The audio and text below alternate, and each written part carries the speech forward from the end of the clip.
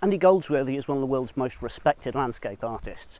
He's lived in Dumfries and Galloway for more than 35 years, and though he has exhibited work in the National Museum of Scotland, the National Art Gallery in Washington DC, he's best known for his work in remote wild areas. He's particularly well known for building huge sandstone arches out of Dumfries sandstone, and he's built these in the United States, in New Zealand, in Canada, and right here on the Southern Upland Way.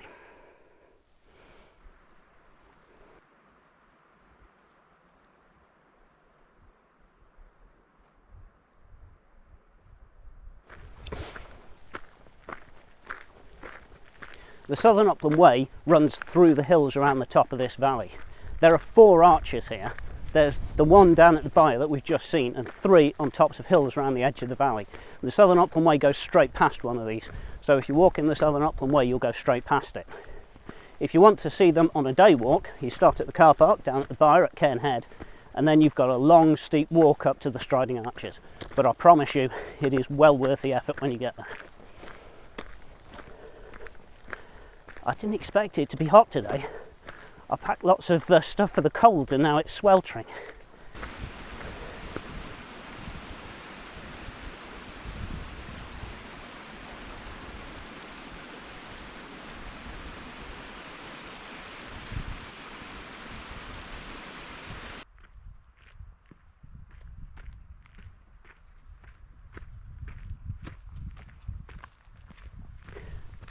So I've reached the top of the forest track, and we now have a choice.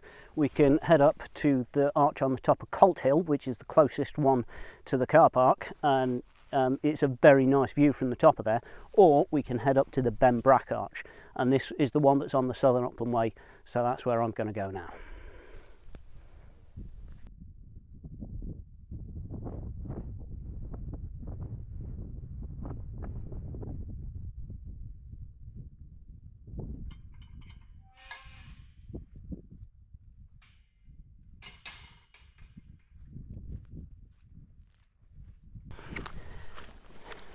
I'm now on the Southern Upland Way, and this is one of the most remote bits of the route. The nearest village is Moniaive, which is 10 miles in that direction. The nearest towns that are on the route is St Johnstown and Dalry, 12 miles over there, and Sanquhar, 12 miles in that direction. We really are about as remote as it can get, which is fantastic.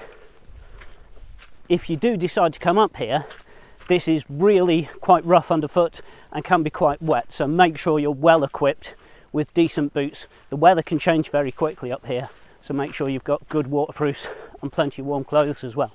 But it really is amazing being out in this really remote landscape.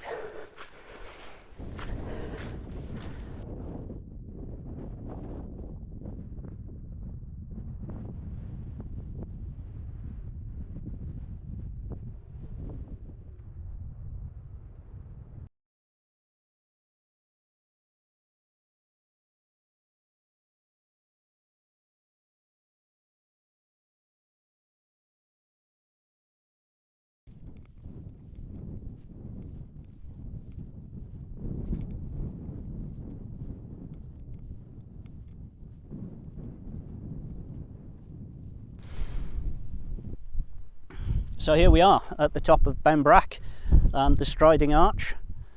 One of the things that Andy Goldsworthy is well known for is rock balancing, where he goes out to an area, finds stones, and then creates a sculpture just by balancing them together. The Striding Arches are sort of similar. These are freestanding arches. There's no mortar holding these together, there's no metalwork inside. Each stone weighs up to a ton. The arch is 4 meters high, and the only thing holding it together is gravity.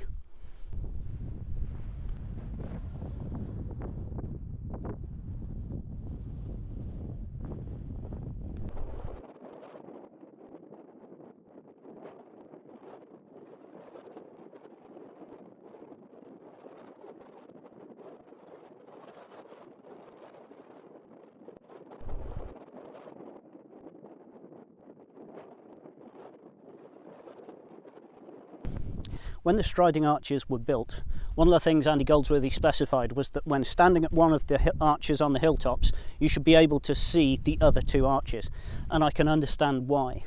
they really give the landscape a sense of scale. Standing here next to this amazing construction, you see the little dot on the landscape that is the arch over at Cold Hill, and it gives an idea of the distances involved in this dramatic landscape.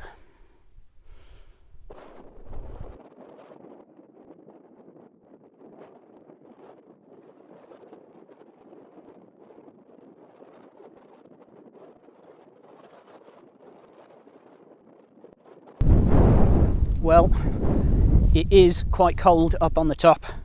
I'm very glad now that I brought all of my warm clothing. So although this is a fantastic place, I'm going to head off, go back home and get something to eat.